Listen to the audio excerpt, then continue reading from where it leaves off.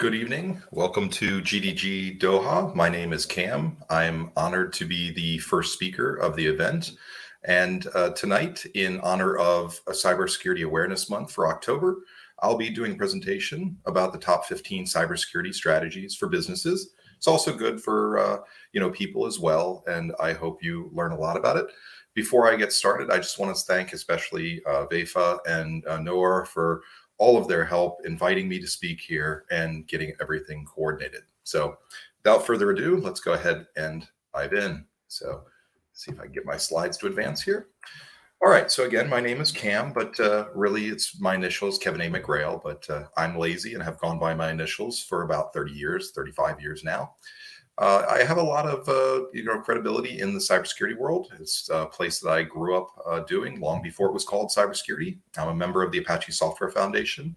I'm also a Google Workspace top contributor, as well as a developer expert and an ambassador.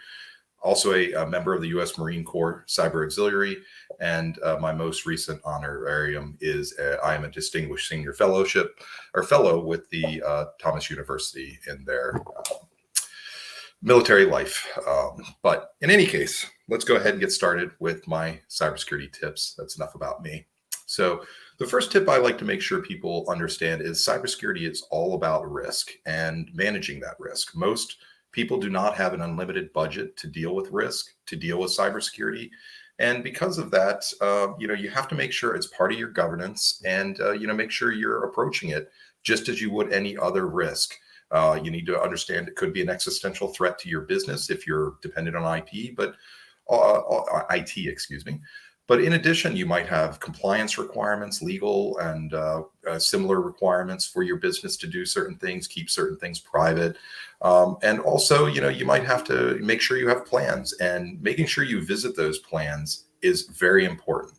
When you have any type of cybersecurity or risk management, it's all about the Venn diagram you can see over on the right. You have the blend of risk management, compliance, and IT security, and at the middle, that's governance. That's what makes cybersecurity work. So the first thing is to make sure that you have that governance. Do you have somebody on your board that's in charge of cybersecurity? Is it being reported on at every board meeting? Are you dealing with it as a risk? Certain things like that. That then leads to the fact that a lot of people are really scared by cybersecurity. It's daunting. They are doing something I call ostriching, where they stick their head in the sand and they just don't want to deal with cybersecurity. They don't want to deal with it. But I'm here to tell you, get started on it and don't let perfection get in the way of progress. That's the number one thing you can take away today. Do that. Just get started on it. Make small improvements on it. Even if you don't have plans, start writing a plan. Even writing a couple of sentences down will make things better. A lot of times when we do incident response plans, we joke that having one that says keep calm and carry on is not a bad plan, because, say you don't have an incident response plan for a specific scenario, knowing you don't have a plan actually sometimes can be calming. So don't let perfection get in the way of progress. Just start analyzing the problem now. Some things you can do, have you had a phishing attack? Okay, if you have, look at things like phishing training. There's YouTube videos you can use if you can't afford training as well. But on top of that, if you've had other incidents at your firm, start writing them down and write down how you solved it. Did an executive lose a cell phone? How did you deal with it? How did you handle remote wiping it? Were you able to remote wipe it? How did you get them a new phone? What was your carrier? All that information you can gather into a response plan, because it might happen again. Additionally, don't really focus on the topical or the 100-year threats like the pandemic, and don't worry about FUD or fear, uncertainty, and doubt. Just deal with the things. Sometimes I tell people, start with the last few years. What incidents have you had, and what are you going to do to fix them? Of course, what you're trying to go for is something like Six Sigma or Kaizen. And Kaizen is a wonderful concept for just a cycle of continuous improvement. It recognizes that we're never perfect, and you have to just keep working on it. So that's something just to take to heart. Nobody's cyber plan that I've ever viewed is perfect. It always has problems. So start somewhere, start biting off at the low-hanging fruit, and then after that, you can continuously improve, and you can react to situations, but you'll be proactive, you'll have some guidance, and you'll be able to be much better in those reactive situations. So number one thing most companies have to deal with is, how do they budget for cybersecurity? So probably a big failure in a lot of companies is if they are highly dependent on IT, and then I will ask them, what is your budget for cybersecurity? And they will say nothing. That's usually a failure. So, do you have a cyber budget? If you don't, think about using a percentage of your IT budget and carving it out for cybersecurity. And then after that, if you don't have a budget at all, think about how dependent your company is on IT.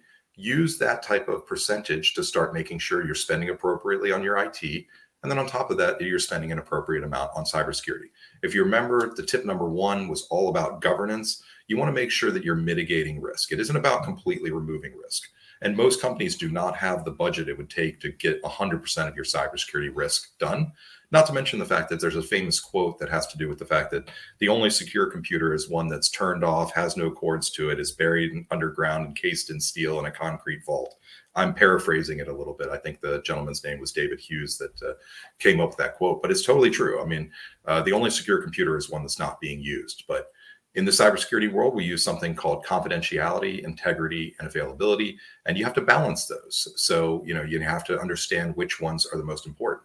A website that is turned off is clearly never going to be hacked, but it's also not available to sell anything or to get information to your customers or potential customers. So it's worthless. All right. Number 4, perform a disaster recovery exercise. So disasters happen and businesses need to be ready for them.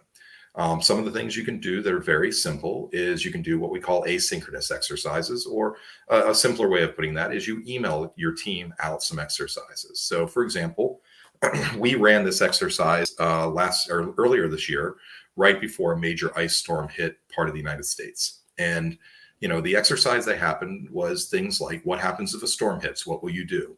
What happens if you have a power outage? What happens if your data is encrypted?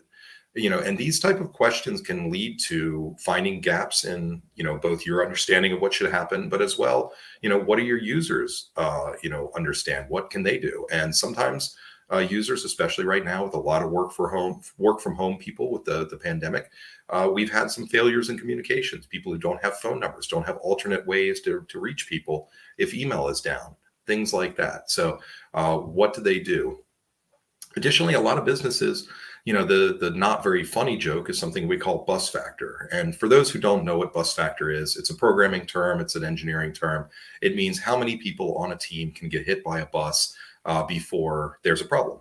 The nicer way to put that that we like to use nowadays is how many of your staff could win the lottery and quit the next day, and how bad would your company be in, what would be the situation from that? Sometimes it's not bad. Sometimes it's very critical. You have to appraise it on sometimes an employee by employee basis or a division by division basis. So you can do that. But the key thing, as I mentioned before, don't plan for 100-year items like the pandemic. Plan for real world incidents that you've had, a specific weather event, or, an unexpected closure, a power outage, theft, fire, things like that might hit your business. And then you want to do what we call roses and thorns. This is a term from the Boy Scouts with camping. We went on a camping trip. What were the good parts? What were the bad parts? So do a postmortem, do a roses and thorns, find out what they thought was good, what they thought was bad, what could they do better with the training. The gold standard, for example, when we had the ice storm, which was pretty unprecedented when it occurred, very large, impactful, was people coming back and saying that the training we did, there was nothing that we could have done better to prepare for the storm. And that's all you can do. But you want to make sure that people have run through these exercises. They will be more comfortable, and there's things they can do. So the next thing really is to utilize appropriate resources. So IT is special. Cybersecurity is special. As it's gotten older and more mature, it's getting hyper specialized. There are tons and tons of risks, and you will probably need to bring in appropriate resources. The first one that I will tell you is it's nice to use Google technologies. Google Workspace, I will talk a little bit more about it, but I can assure you that it is more security than you can bring to bear at almost any company I've ever met. Excuse me. So, when I talk to companies about IT, I use a calculation system, and that calculation is based on some baselining that we did at our company, which used to do IT, that was founded in 1993. So after nearly 30 years of doing IT, we have a pretty good idea of what might occur. The way we deal with staffing for IT is every staff that's in IT that's full-time is 55 points. Every server they have to maintain is 5 points. Every workstation or person they have to support is 1 point. And then on top of that, a virtual server is 4 points. And a lot of people are really surprised that a VM is only down by 20% off of a full server, but it still needs backups. It still needs patching. It still needs maintenance. It still needs security done to it. So, you're just not maintaining the hardware for it. And you have to make sure you do this. We see a lot of situations where we come into companies and they aren't patching, they aren't secure. There's technical debt, things that aren't getting done. And a lot of the reason is because, for example, they've spun up a lot of VMs. Sometimes we see, more VMs than they have people at the company and things like that. And they don't have the staff for it, and they don't have the staff to manage it. So that's something to think about. Other than that, you also want to make sure that you're using good anti-malware, good anti-spam, good anti-phishing technologies in your firms. These are growing quite a bit. Most of the statistics say that they grew between 200 and 1,000% just in the last year. I believe it's closer to the 10 times or the 1,000% growth. We've seen an explosion of this, especially with the work from home. There's more attack surfaces, less professionals maintaining the networks at home, things like that. So there's a lot of reasons it's grown, but it is a big problem. But other than that, you need to make sure you're patching your servers. If you need some help, there's some wonderful resources from something called NCATS, which is from the CISA, which is the Cybersecurity Agency in the United States. Wonderful tools there, wonderful templates that you can use, download, get started on your path to having a good cybersecurity posture at your firm. So, all right, number 6, backups. Now, the not very funny joke with backups is that backups are important, but restores are critical. I unfortunately have a number of horror stories where people thought they had backups, but they never tested them. They'd never tried to do a restoration of them. They were incomplete, they were corrupted, or they were completely blank. I've seen that far too many times where people were like, well, we did everything every Friday and it's supposed to be backing up, but you go look and it's, it ran out of disk space a year and a half ago. So it hasn't been backing up anything for a year and a half. But there are 2 different types of backups. There are cold backups. Those are ones that are inaccessible from a computer network. And there's also hot backups. And both are very important. Crucial, critical issues that occur, sometimes you need cold backups. Also, cold backups can't be compromised if you get cryptoed, things like that. So they're both part of the solution for ransomware. But test your backups, please. Do part of these disaster recovery exercises. Think about, if this server goes down, our company is in serious trouble. So we're going to run on the next weekend. We're going to do an exercise. We're going to pretend that server went down. We're going to restore the backups from it, and we're going to see how we can get it back up and running. And we're going to write a playbook from that. And you're going to have problems with it. There's a famous quote, no good plan ever survives its first encounter with the enemy. I guarantee you'll have problems the first time you run a disaster recovery. But I can assure you that it gets better. Do a disaster recovery, do a business continuity plan, start getting your playbooks in order. Think about how you would reconstitute your company if something happened, anything from fire to flood to a theft to a major server crash to a ransomware, things like that. Think about the scenarios that might affect you and make sure that you have a plan to do them. All right, we're getting close to halfway through, and I'm talking a little fast, so I'll try and slow down a little bit. But password policy. So this is probably one of the more controversial slides, and it shouldn't be. But you need to update your password policy. So the first thing I will tell you is multi-factor authentication. So Google multi-factor authentication is called two-step verification, or 2SV. That is the #1 way to stop hackers. About 99% of your hacks will be stopped dead in their tracks by using multi-factor authentication. And if you remember the first slide again, or second slide, excuse me, we talked about not letting perfection get in the way of progress. When you're rolling out multi-factor authentication the first time, unless you have a regulatory requirement otherwise, let them use anything. Use the backup codes, use the text messaging, use the authenticator app, etc. Any of those methods. Yes, I can have a debate with you about how text messaging is less secure, about how the S7 protocol is insecure, how things like SIM jacking have been done to get access to accounts. But all of those situations taken in a scale of economies, if we were to compare them, if there's 1 million hacks in the world that occur, those occur with passwords, and 100 occur with compromising two-step verification or multi-factor authentication. It's just not that common. So you're going to fix a massive amount of problems. Now, if you have a specific risk, things like that, for example, the people that often have those type of SIM jacking and text messaging hacks typically have a specific threat. Either they have a lot of assets, they have somebody particularly targeting them, something that you'll know. Do take that into consideration. I'm not saying, be blasé about it, but the key point is any multi-factor authentication is better than none. Don't let perfection get in the way of progress. Additionally, on the right-hand side of this slide, you'll notice that I have a password length diagram that many people have probably seen. It talks about the password length. It talks about having numbers in it. It talks about having upper lowercase. It talks about having things, with specific numbers, and it talks about the particular years for these type of hacks.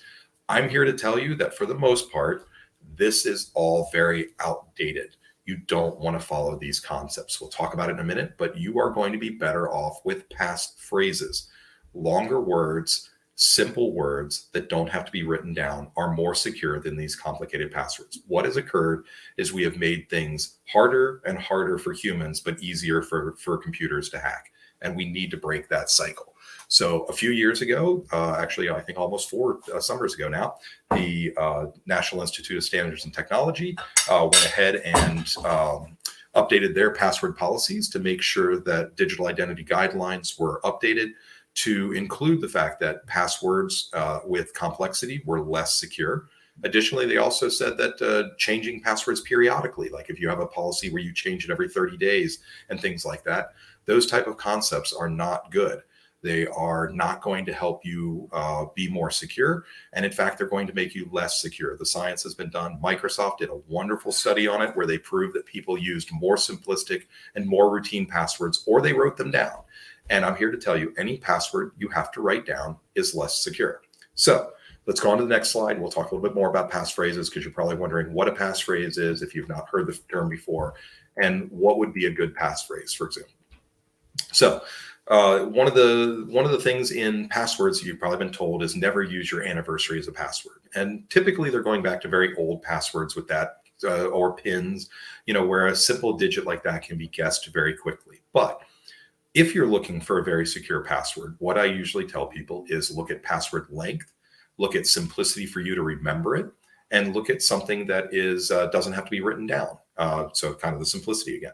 A couple of words from a song lyric, something like, my wedding anniversary is January 1, 1970, would be a good passphrase, because it would be very hard to brute force, and it will help you remember your password and your anniversary for that matter.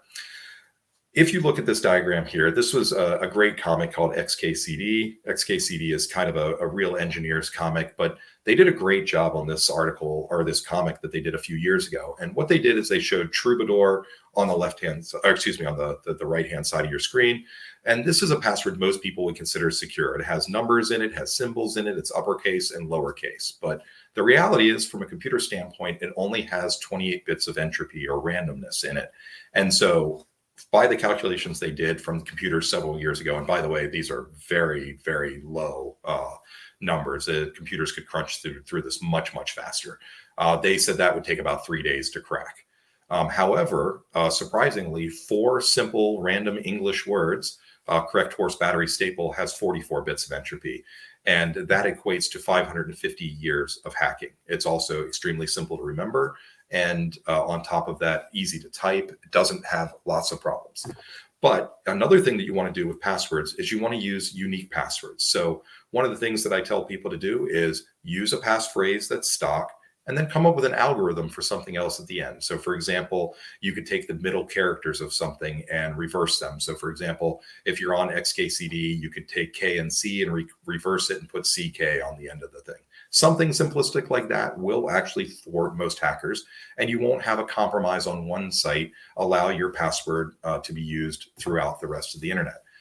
There's a wonderful website, if you haven't heard of it, called Have I Been Pwned? That's PWNED, Have I Been Pwned? That is a white hat hacker that has gathered information off the dark web.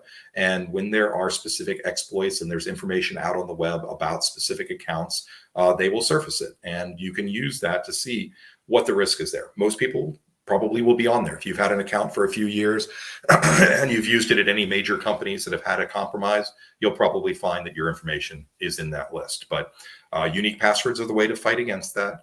Using passphrases are better than passwords, and not using routine passwords resets is the important part. Now, if you have a compromise or a reason to believe there's a compromise, reset the passwords. This isn't telling you not to do that. It's just saying if you're requiring everybody to change their password every 30 days or 90 days or every year, you're actually making them less secure. If you have reason to believe there's an exploit, 30 days isn't going to stop the bad actor from exfiltrating data or exploiting the compromise. So there's no benefit to doing so. But, you know, as I mentioned before, with the using appropriate resources, I'm a very big fan of Google. You know, if you compare Google to Amazon, to Microsoft and other types of situations, I think Google has a very strong lead and will have a longer lead for many years to come, especially because they do things on a planet scale or a Google scale. You know, for example, several years ago, Google had problems with firewalls. And you know, most companies would have just said, okay, we need to figure out what's going on. We maybe need to buy better firewalls. We need to figure out what to do here. Google said, let's run fiber around the world to all our data centers, and then we don't have to worry about these type of issues. Things like that. You know, that's a little bit simplistic of the solution, but you know, they fix things in ways other people don't think about. And if you look at all the other companies, they do not have the benefit of that. And I think that, you know, Google's investment in a worldwide data network between multiple continents, it will pay off in the long run, and the security benefits are just huge. But, you know, I was a subject matter expert that brought the first US federal agency onto Google's cloud. I also helped Google Cloud get its authority to operate in the government space. And, you know, I can tell you unequivocally that by using Google, we had a better posture that even a U.S. agency could bring to bear on the situation. It will be better than you can do alone, period, end of story. There's also just great stuff. There's the System Command Center. There's the BigQuery, or the Security Command Center, excuse me. There's also tools like BigQuery and the Enterprise SKU, where you can export all of your logs into BigQuery, and just, you know, combined with a SIM, combined with data like out of things like Splunk and Chronicle, and pulling it into BigQuery, the data you can surface and visualize can give you such a great idea of what's going on, where your attack surfaces are at, and also give you real world data that you can use to block attacks. It's absolutely amazing. Additionally, the Google Chromebook, Amber from Paraben, you know, is very adamant about that. She, along with another company like Celebrite and things like that, you know, hack cell phones and things like that for law enforcement, you know, have pretty much said Chromebooks are the device they can't hack. You know, it's built on a secure platform. It was built with security in mind. It has hardware to do the encryption.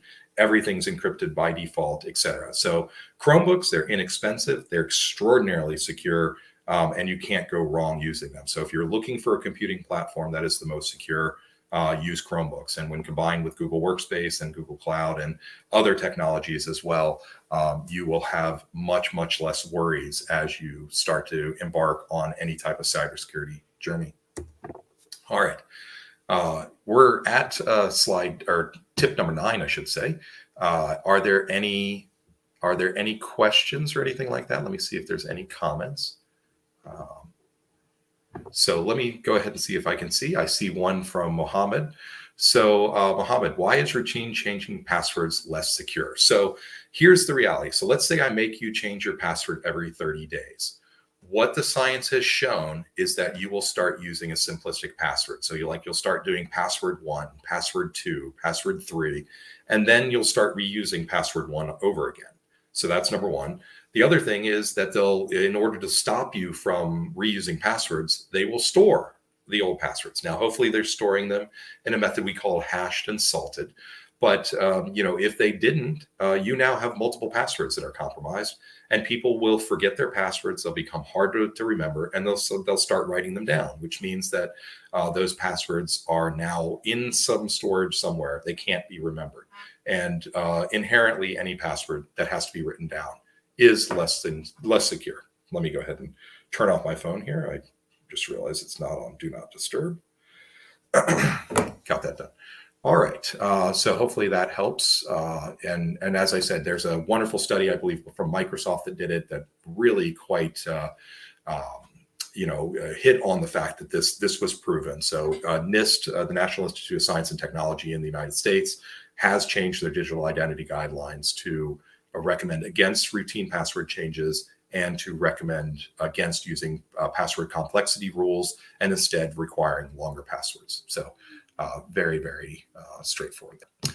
All right. Any other comments or questions before I go ahead and jump into the next one? Okay. Thank you for the questions. If you guys put it some more in the comments, I will try and jump back in a few slides again. All right. So the next one is really about building a culture of cybersecurity. When I'm looking to set a cybersecurity plan in action at a company, one of the things I want the full participation of all the employees. I don't want people feeling like cybersecurity is just there to be a pain in their butt and make their job harder. There is a problem with that. I mean, for example, I just told you multi-factor authentication will stop 99% of hacks. But I guarantee you, that most users, when they're brought up, needing to do it, they'll be like, damn it, now I have to do one more thing to get my job done. And, they're right, unfortunately. But if you start with why, if you explain why you're doing things, if you make sure they're part of the culture of cybersecurity, you can actually have companies that are really quite proud that they've got these cybersecurity methods. Bring them, get them involved in these exercises, talk to them about why you're doing it, use data to back it up. And, these type of situations can help your company be more secure. For those who are developers on the system as well, start with the fact that you want to have security built into your products, not bolted on. Make sure that you're thinking about security at the start. If you're not familiar with things like OWASP, OWASP, they write wonderful programming security guidelines. There's also concepts like, for example, principles of least privilege. So, for example, a lot of failures that we see in products are because the programmers, frankly, we're lazy, and we do things like we start with the most open permissions, or we give ourselves grant all privileges on a database, and then we're always like, oh, we'll go back and tighten that up later on, and that tightening back up later on never occurs, and all of a sudden you have an exploit in your database that should have been avoided. For example, most people have heard of something called an SQL injection. So why, if you have a website, does the website have the privilege to drop tables? Does the website ever need to actually drop a table? Simple things like those type of concepts. Does the website only have the privileges it needs to be able to get its job done, and nothing less and nothing more? By doing that, you'll be much more secure. Under that as well, some of making sure your users understand the psychology of scams.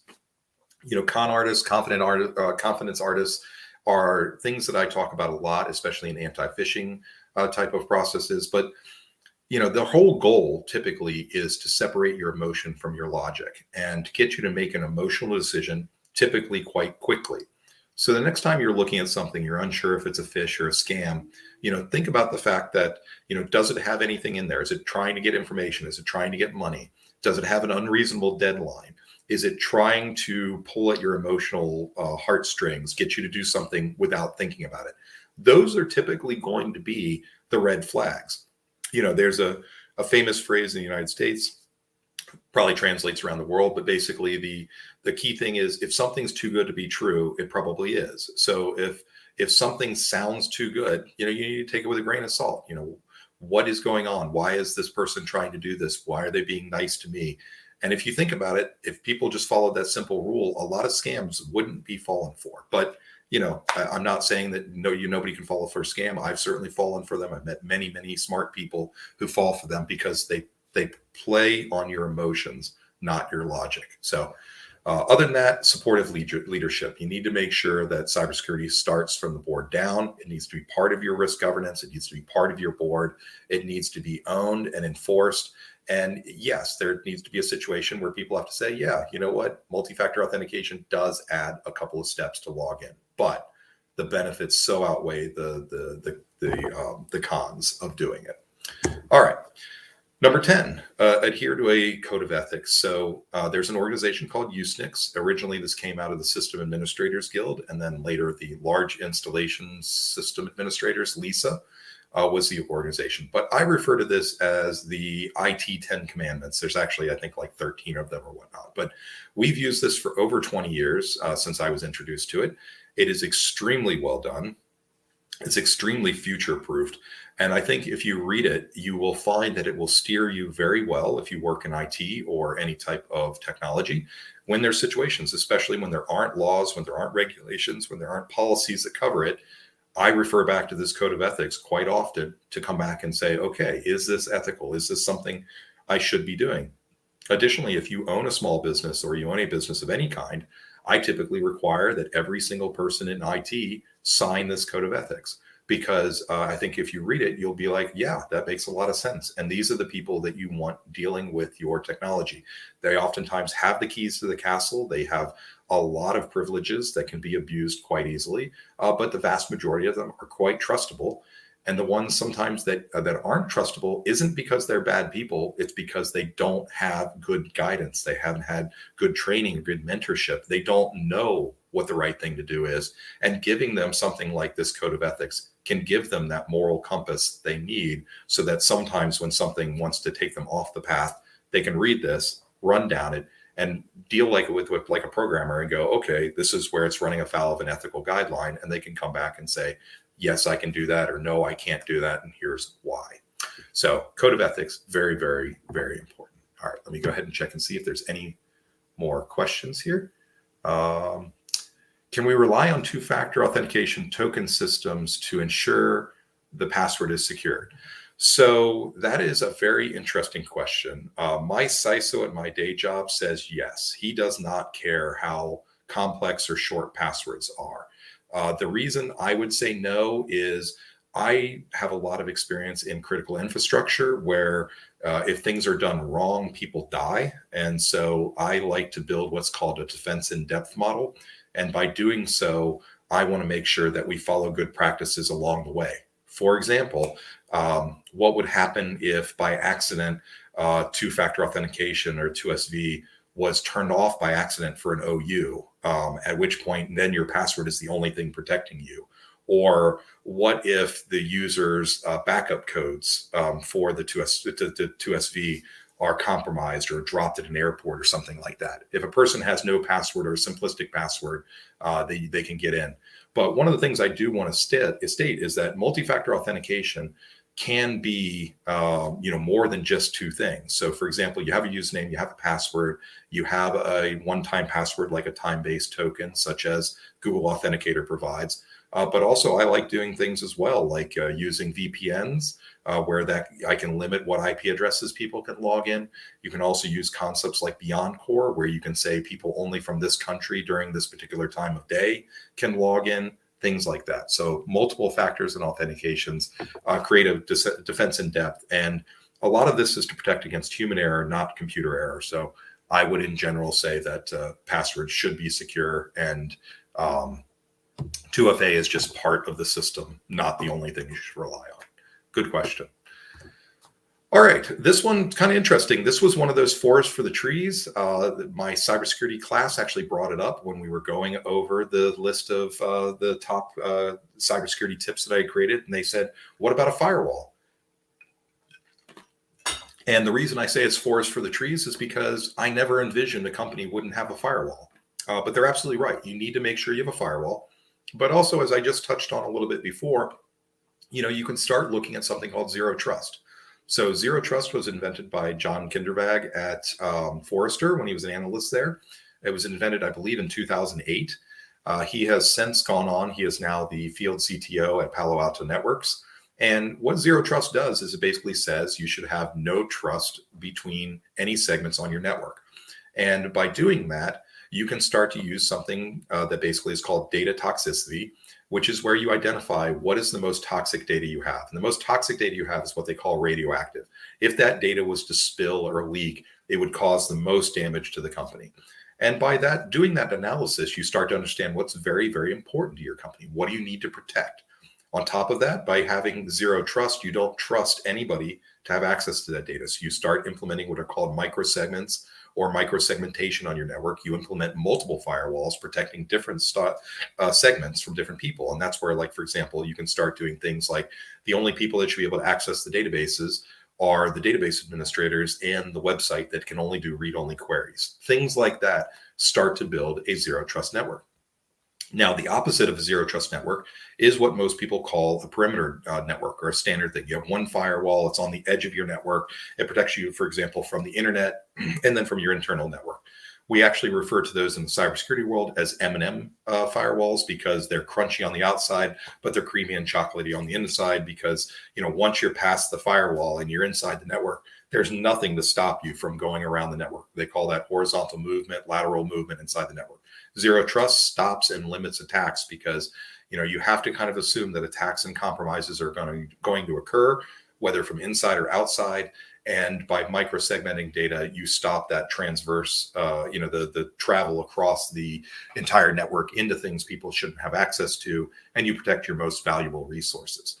That's done with what we call a next generation firewall.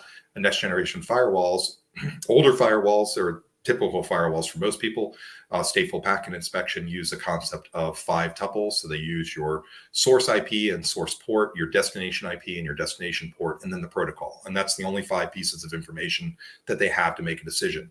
Newer firewalls or next generation firewalls can pull in things like LDAP. They can pull in your job duties, your location. They can do geolocation on your IP address.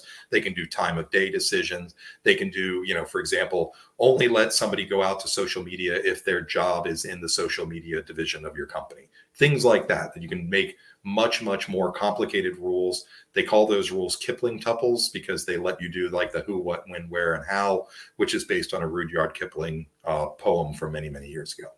But other than that, in the United States in May of this year, all agencies were instructed by the president to start looking at zero trust network plans and to start implementing them. So, after multi-factor authentication, zero trust would probably be the number 2 thing that I would start looking at. If you're on a Google platform, the Beyond Corp offering from Google is an enterprise zero trust offering, and that's how Google does it. So combining things like Beyond Corp, multi-factor authentication, Chromebooks, you will have an extremely hard to hack system. All right. Next thing you have to do is you really have to get your policies and procedures in order. Anytime I am working on a cybersecurity program, the biggest thing usually is just start with policies and procedures. Don't let perfection get in the way of the process. Sometimes procedures just can be a simple 1 sentence in an employee handbook that are expanded on as needed, but they will save your butt. Policies and procedures, when there's a problem, are where people need to turn to figure out what to do. When there's a hack on your network, when somebody loses a phone, you want to hopefully have some guidance that they can go look up where they can do things correctly and with some sort of knowledge learned from past mistakes. So get them in order. Unfortunately, a lot of companies rely on tribal knowledge. If somebody's ill, if somebody is the problem, or if somebody leaves, dies, etc., wins the lottery, as we talked about, all of a sudden they can't deal with it, or they have overly long policies. You don't have to solve everything. As I mentioned, what has happened in the last 1 or 2 years, that's really what you should focus on. But things that have become very simple. You have a disaster recovery exercise. Do the employees know how to contact maybe 2 peers and a manager? Do your managers have the policies printed out? What happens if you lose access to your online storage system? You get locked out of workspace for whatever reason. You lose your DNS, you forget to renew it, somebody hacks you, whatever. Good or bad situations, real issues, human error. Do you have access to your policies? Can you get a hold of people? But in all these cases, deal with the real world situations that have occurred. Start with the past year, move from there, write up those policies, write up how you dealt with it, and just start from there. So, don't get too hung up. But, if you wanted to know, when I do a cybersecurity baseline, not all these policies always exist, but this is a list of some of the policies that I look for. And, some of these are pretty unusual. For example, one that I do a lot is OT and IT network interconnection review. So for those who don't know, probably a lot of people on this call, they will know what IT is. So IT, information technology, that's what most people think of when they think of cyber. That's your firewalls, that's your antivirus systems, etc. OT is operational technology, and a former boss of mine, Mark Rohrbaugh, has a great definition for operational technology. Operational technology is anything that touches the physical world. So, your Nest thermostat that can control your furnace, your garage door opener, a motor-operated valve, things like this that can interact with the physical world, your building access control systems, etc. Those are operational technology. The big problem we've been seeing in cyber, especially probably over the last 10 years, that's been growing and growing and growing, is that people are interconnecting the two. They're taking it and they're plugging their Nest thermostat into the internet so they can control their thermostat from work, or they're plugging in a camera so they can view their kids from work. Things like this. I'm bringing up simplistic ones. There's also ones like controlling a dam from a central location so they don't have to drive out to a physical dam to open a sluice gate. Things like that. These are real world problems. But the problem with most operational technology is it wasn't designed with cybersecurity in mind. And oftentimes, sometimes very old designs. So when they get plugged in, people don't think about it. And Google has made some mistakes in this. And this is where don't let perfection, they had to reiterate. Some of the original Google Home devices could do things like control locks on your door. So you could put in electronic locks and you could say, things like, okay, Google, open my front door. And Google would open the front door for you and unlock it. That sounds great until you have things like bad actors, which has nothing to do with winning Oscars. It has to do with people who are, bad people and, try and exploit other people. When they would come up to windows and things like that and yell, okay, Google, unlock the front door or open the garage door, and the garage door would open. So these type of concepts, had to be, thought about. Google, by the way, just to let you know, made it so the only thing you can do is lock the door. You can no longer unlock the door with a voice command, just because of that concern. How do they mitigate that type of risk? But, additionally, there are other things that a lot of businesses don't look at that can become very harmful. For example, 911, which is an emergency number in the United States, but, who deals with emergency personnel? Who handles the media responses if something happens? Are your staff trained? For example, if you end up as the front page on a newspaper and a news reporter shows up at your office, who should talk to them? What should they say? How can they stop your situation from getting worse? So this type of list, we'll share the slides in a few days and whatnot, so you don't have to write all these down. But this is where I start. It's not complete, but usually if we get through all of these, we start to see that a company has a very good policy and procedure. Like I said, some of these can just be one or two sentences. But one of the things I did mention about cybersecurity and about keeping things secure is that a VPN can be another form of multi-factor authentication. So, for example, you could have all your staff required to use a VPN no matter where they are. And by doing so, you end up being able to restrict your access to your resources down to a specific IP or IP range. So that with that, you can, limit people's access. So even if they're multi-factor authentication, even if their password leaks, they still have to have access to a VPN, perhaps even with a certificate required to use that. So you can deploy machines, you can safely ship them. You don't have to worry about them getting compromised in transit. And then on top of that, a lot of information is needed, but it's simple for the user. They don't have to remember extra things.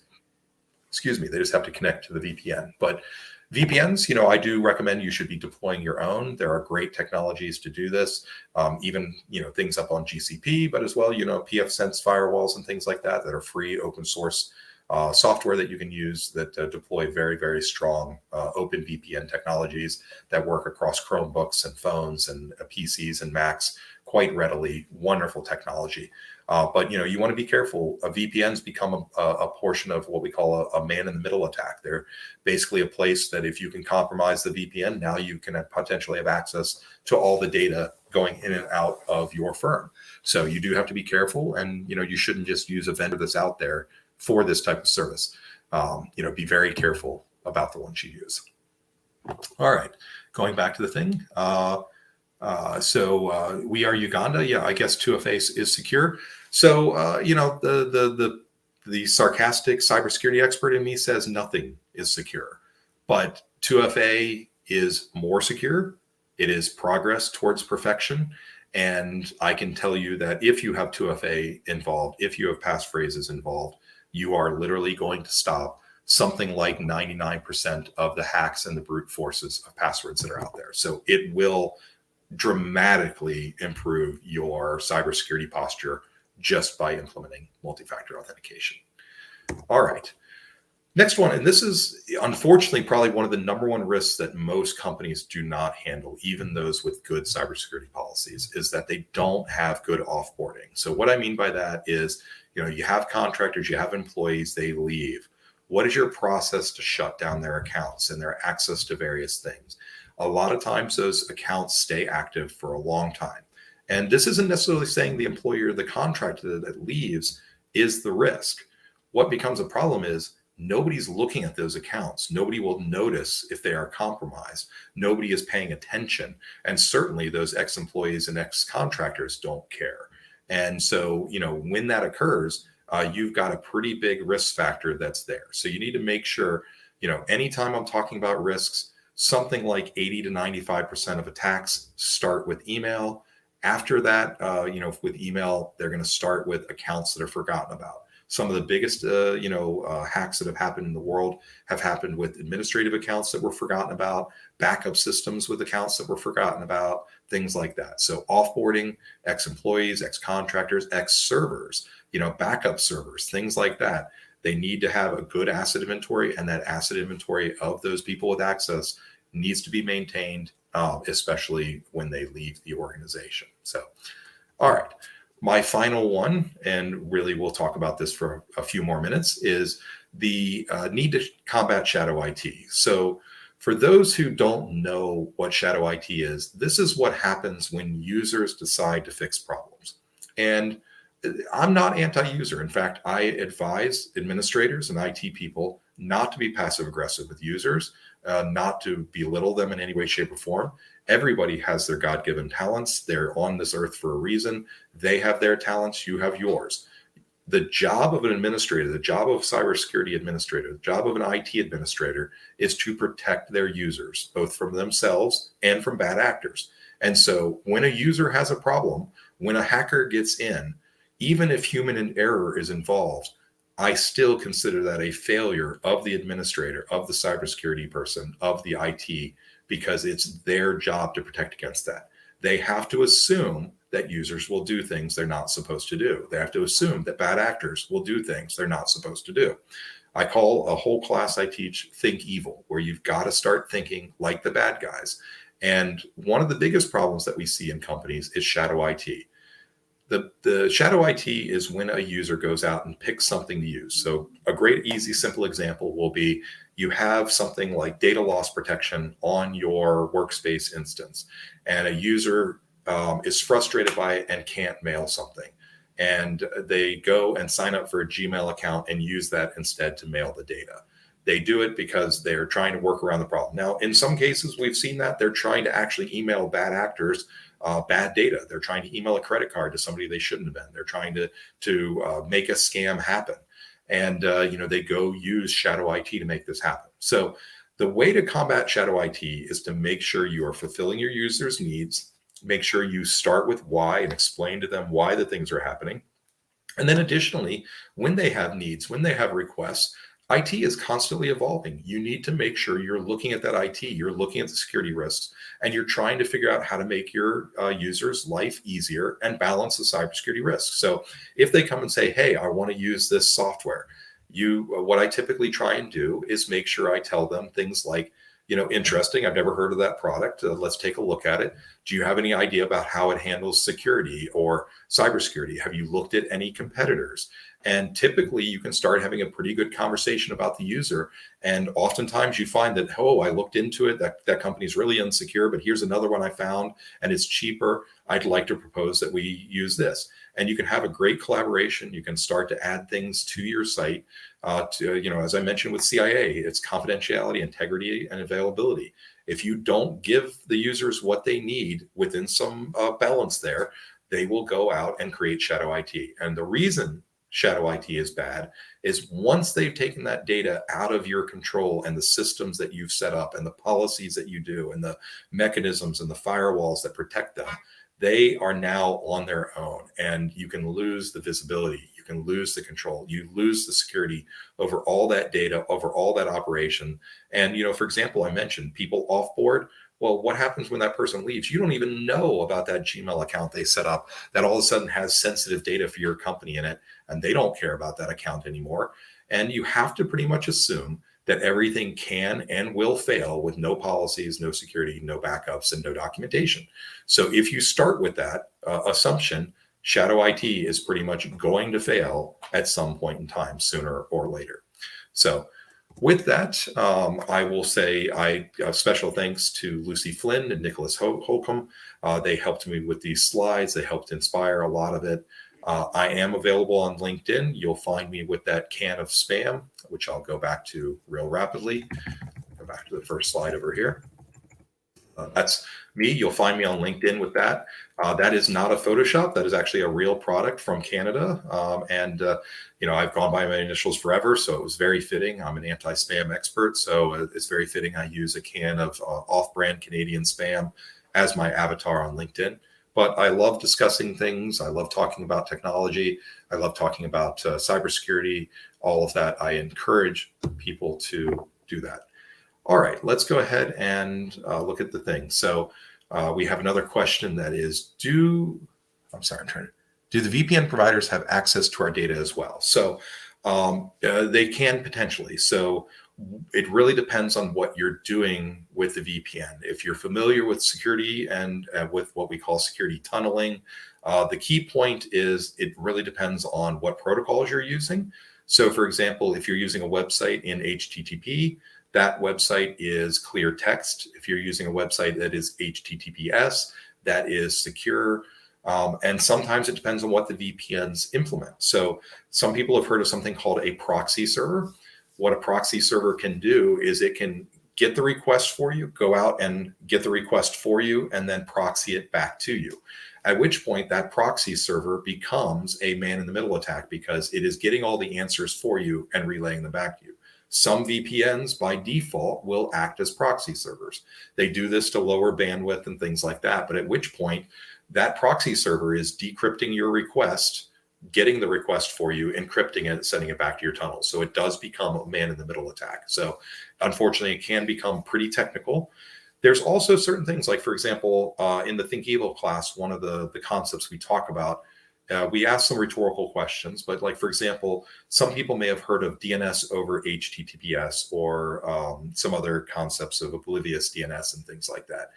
And what I normally talk about is why has the industry created this protocol like DNS over HTTPS? And frankly, the naive people who join the class in the beginning will say things like, oh, to improve security. And I will tell you right now that the vast majority of improvements in technology do not occur with the goal of improving security. There is usually an angle there. As I mentioned, if it's too good to be true, it probably is. So DNS over HTTPS has a very interesting, if you will, benefit to certain people. So some people are aware of the fact that they use DNS servers. So I probably should say what DNS is. So DNS is domain name services. What DNS does is when you type in www.google.com, your web browser goes and talks to a DNS server or through your machine and goes and says, okay, www.google.com is the IP address 1234.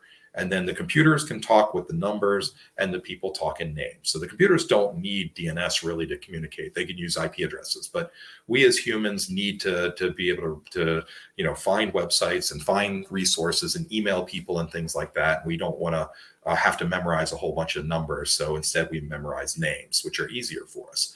So, okay, so I've told you about that. So what is the security issue with DNS? Well, maybe there's some security issues, but that's not my point here. What it is about information. Who is providing your DNS services? So this can be a good exercise for the people on this call.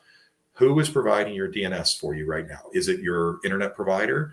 Is it something like Google's Quad 8 server, the 8888? Are you using DNS over HTTPS? Do you know who's providing your DNS services?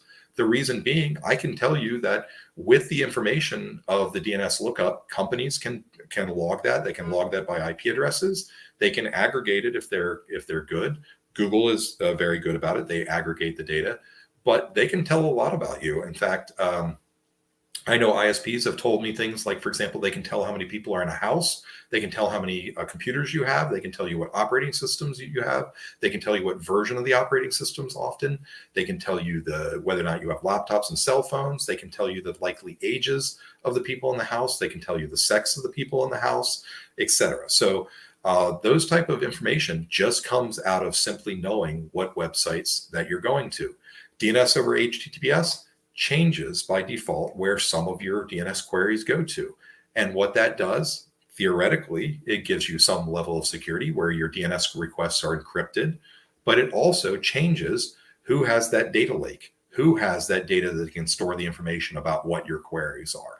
So in some cases, you're just trading one potential risk for another. Sometimes that's a good trade-off, but very often it's done with the guise of being for security reasons, and oftentimes is done for business reasons, not cybersecurity reasons. So that's a little bit about the DNS issues as well. Glad to help. I love talking about cybersecurity. As I mentioned, my LinkedIn is there. You can find me under K McGrail, and look forward to reaching out. There's also a feedback form, and I'm told that some of the questions I put together, if you answer them correctly, there are prizes. So if there's no other questions, I will leave you all with the rest of your Saturday in peace.